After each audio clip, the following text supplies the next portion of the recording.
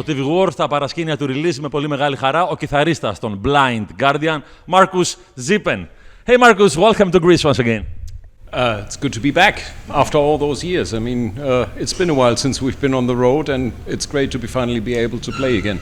Well, it's been 7 long years since you played Greece, Athens for the last time.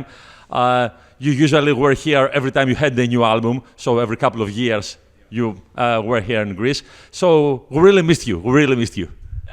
As I was saying, we missed to be here. You know, obviously, it was not the plan that the next album would be so delayed, but then the pandemic happened and everything stopped. But at least it gave us the opportunity to really work on new songs without a deadline in mind. And now finally gigs are happening again. We played this great festival, so things are looking better now. Okay, fantastic. Well, are you playing the whole Somewhere Far Beyond in this tour tonight? You're gonna play this album? Yes, we will. Extra wow. Well, ultra happy. Well, let's talk a bit about this album, and then we're gonna discuss the new album as well.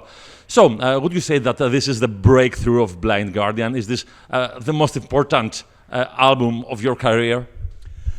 I can't really say if it's the most important album, because that's, I mean, we're talking about 35 plus years of our career, so limiting it to one important album is, I don't think it works, but it's definitely one of the most important albums. I mean, it was the first time we toured Japan with this album, which was a huge milestone for us. You know, suddenly we tour on the other side of the planet, gave us the opportunity to do Tokyo Tales there.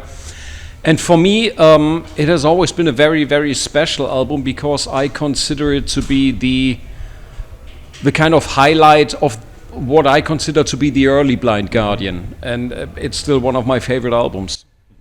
Mine as well, because it's speed metal, it's folk, it's progressive, there's everything. All things Blind Guardian are in here. I have a very good story to tell you about this one.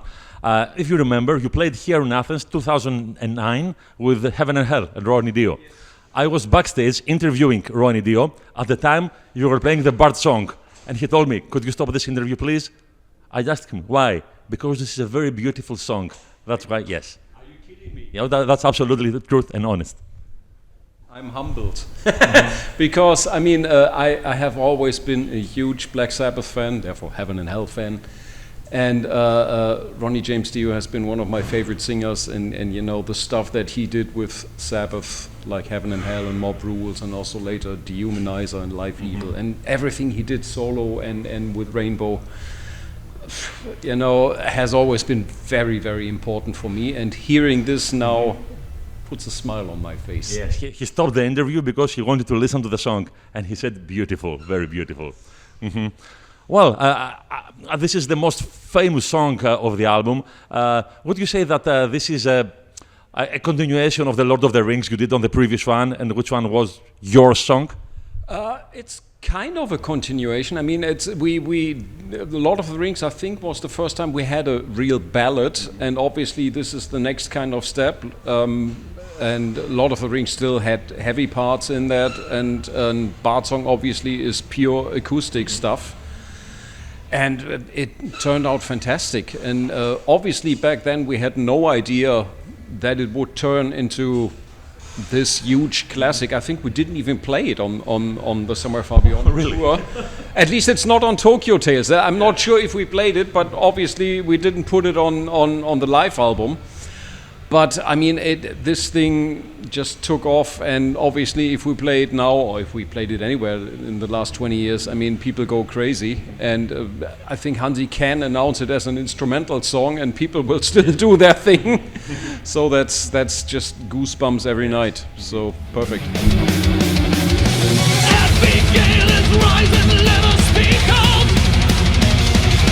Praise the Lord, it's broken, they're free. Okay, well, on September, you're having a new album, which is called The God Machine.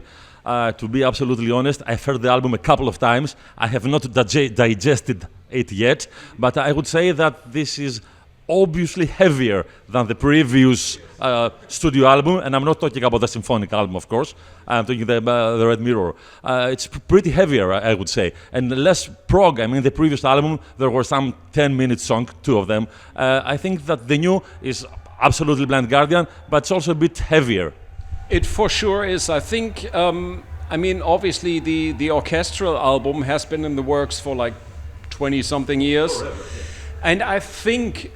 Once this thing was done and finally released, we took this off our minds, and what we wanted to do with the new album is we wanted to be in the focus all the time, just the band, and whatever happens around that would have to be in the back.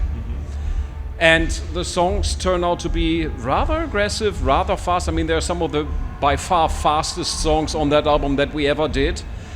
It's a kind of I don't really like calling it back to the roots, because it is not. It has back to the roots elements, but it's still modern Blind Guardian. And I think people will be surprised, because, you know, people that I talk to that haven't listened to the album yet, I don't think they're expecting this. And when we put out the first couple of videos and singles, the reviews and the reactions from people have been amazing. So we're looking forward to putting out the whole thing. Okay, fantastic. One last question, because I know the time is limited. Tonight you're playing together with Sabaton, and you know there are lots of Blind Guardian fans out there who are a little bit pissed off having you played before Sabaton. Did you care about those things? Not at all. You know, first of all, Sabatons are good friends of ours, and I don't care about such stuff, you know. I mean, obviously they're a huge band. We're opening for them now, or playing before them, co-headliner position, whatever you want to call it. All that matters to me is we'll go out, play a great gig for the guys, and I'm pretty sure Sabaton will do the same thing after us, just like Epica will do the same thing before us. Running orders, I don't give a fuck. You know, it's all good.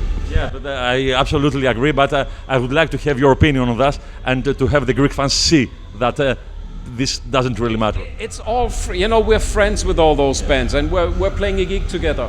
That's all that matters. We're having a good time. You know that, like the other day, like a couple of weeks ago, we all played Hellfest, and we're hanging out backstage and talking and having fun, and you know, it's all good.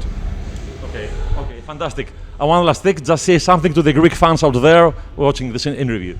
Guys, it's great to be back in Greece after all those years. I know it has been a long time, but we're back. I hope we can be back again next year with a proper tour for the new album then. And whoever is here tonight, enjoy our gig, enjoy all the other gigs as well, and just, you know, stay metal.